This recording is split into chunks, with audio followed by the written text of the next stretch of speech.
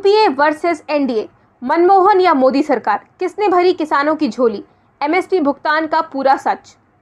किसानों से फसल खरीदने में कांग्रेस पर भारी पड़ी मोदी सरकार। आंकड़ों से समझिए एमएसपी का दायरा कितना बढ़ा, किस फसल के लिए अब तक किसानों को कितनी रकम मिली, साथ में न्यूनतम समर्थन मूल्य की पूरी कहानी।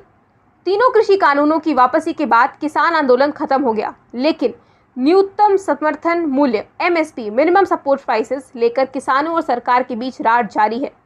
आने वाले दिनों में किसान संगठन और सरकार एमएसपी की लीगल गारंटी को लेकर आमने सामने हो सकते हैं। एमएसपी की गारंटी को लेकर गठित होने वाली कमेटी के लिए सरकार के अनुरोध के बावजूद संयुक्त किसान मोर्चा ने सरकार को अपने एक भी एक्सपर्ट का नाम नहीं दिया है। इस बीच किसानों और जनता को ये जानना बेहद जरूरी है कि एमएसपी देने में बीजेपी की अगुवाई वाली मोदी सरकार कांग्रेस के नेतृत्व में राज कर चुकी मनमोहन सरकार के मुकाबले आगे है या पीछे। अगर आगे है तो उसने अब तक के कार्यकाल में किसानों की फसल खरीदने के बदले कितनी रकम दी। किसान आंदोलन करने वाले हों या फिर विपक्ष के नेता, सब यह आशंका जाहिर कर चुके हैं कि मोदी सरकार न्यूनतम समर्थन मूल्य की व्यवस्था खत्म करना चाहती है। लेकिन क्या यह आशंका सही है या फिर राजनीति से प्रेरित, इस आंकड़े के उजाले में देखने की जरूरत है। दरअसल सच तो यह है कि मोदी सरकार ने एमएसपी देने का नया रिकॉर्ड बनाया है। एमएसपी के रूप में किसानों को इतना पैसा दिया गया है कि पहले कभी किसी भी सरकार ने सोचा भी नहीं होगा।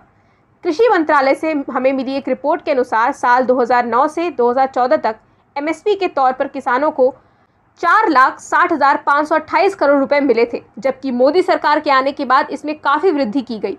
साल 2014 से मार्च 2022 तक किसानों को करीब 14.25 लाख करोड़ रुपए एमएसपी के तौर पर दिए गए हैं। जो लोग कह रहे थे कि एमएसपी की व्यवस्था खत्म हो जाएगी, उनसे पूछा जाना चाहिए कि क्या लाभार्थी घट रहे हैं, क्या एमएसपी के रूप में मिलने वाली रकम घट गई। सच तो यह है कि 2 साल में ही एमएसपी के 48.56 लाख लाभार्थी बढ़ गए हैं। साल दर साल एमएसपी का दायरा बड़ा हो रहा है। इसका लाभ लेने वाले किसानों की संख्या बढ़ रही है। धान, गेहूं, तिलहन और दलहन की खरीद में हर साल भारी वृद्धि हो रही है। एमएसपी की लीगल गारंटी जरूरी है, तो फिर इसके लिए गठित होने वाली कमेटी में नाम देने में देर क्यों? मोदी सरकार ने अपने एजेंडे में कृषि और किसान को ऊपर रखा हुआ है, इसीलिए पहली बार किसानों को खेती के लिए डायरेक्ट उनके बैंक अकाउंट में मदद दी जा रही है। किसानों को पहली बार पद्म पुरस्कार से नवाजा गया है। चूंकि 14 करोड़ किसान एक बड़ा वोट बैंक भी है, इसीलिए कोई भी सरकार एमएसपी बंद करके या उसका दायरा छोटा करके सियासी रिस्क नहीं ले सकती। कृषि विशेषज्ञ विनोद आनंद सियासत से कुछ अलग बात कर रहे हैं। उनका कहना है कि एमएसपी खत्म होने की आशंका निराधार है। कोई भी सरकार एमएसपी पर खरीद बंद नहीं कर सकती। इसकी कुछ तकनीकी वजह भी है। खाद्य सुरक्षा के लिए जो अनाज चाहिए, हम उसे आउटसोर्स नहीं कर सकते, उसे सरकार को किसानों से ही खरीदना होगा। पब्लिक डिस्ट्रीब्यूशन सिस्टम के तहत गरीबों को जो सस्ता अनाज दिया जाता है, उसे भी किसानों से खरीदा जाएगा। आपातकाल के लिए बफर स्टॉक रखने के लिए भी सरकारी खरीद जरूरी है। 2015 से 2016 में धान के एमएसपी से लाभान्वित किसान, एमएसपी का फायदा लेने वाले लाभार्थी बढ़े हैं। 2015 से 2016 में धान के एमएसपी से लाभान्वित किसान 73,08,416। 2020 से 2021 में धान के एमएसपी से लाभान्वित किसानों की संख्या 1,31,12,282। 2016 से 2017 में गेहूं की एमएसपी से लाभान्वित किसानों की संख्या 20,46,766।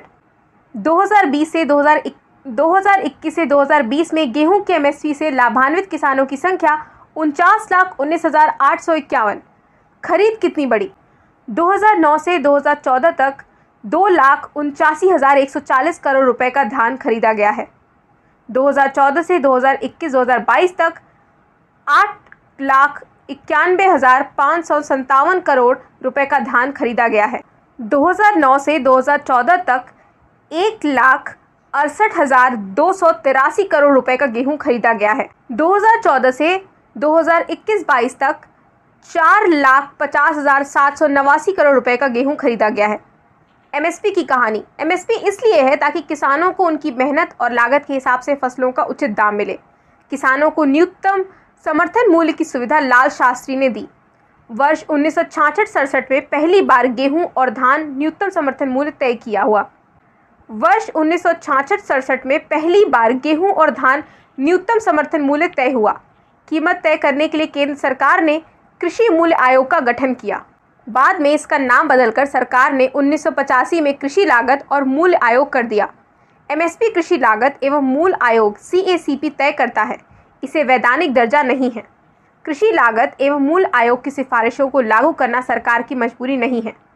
लागत निकालने का फॉर्मूला A2 किसान की ओर से किया गया सब तरह का भुगतान, चाहे वो कैश में हो या किसी वस्तु की शक्ल में, जैसे खाद, बीज, कीटनाशक, श्रमिकों, मजदूरी, ईंधन और सिंचाई का खर्च।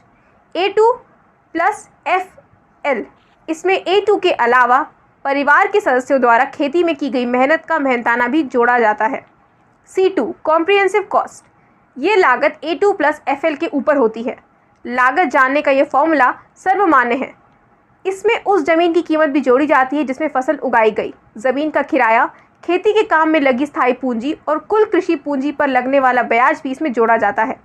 सरकार इस समय लागत पर 50% मुनाफा जोड़कर MSP तय कर रही है, लेकिन जिस लागत पर MSP दे रही है वो C2 फॉर्मूले पर आधारित नहीं है।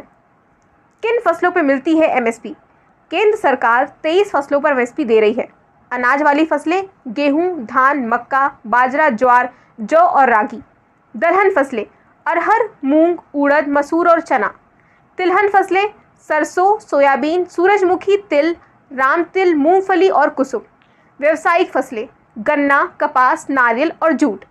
MSP की बदलती बहस।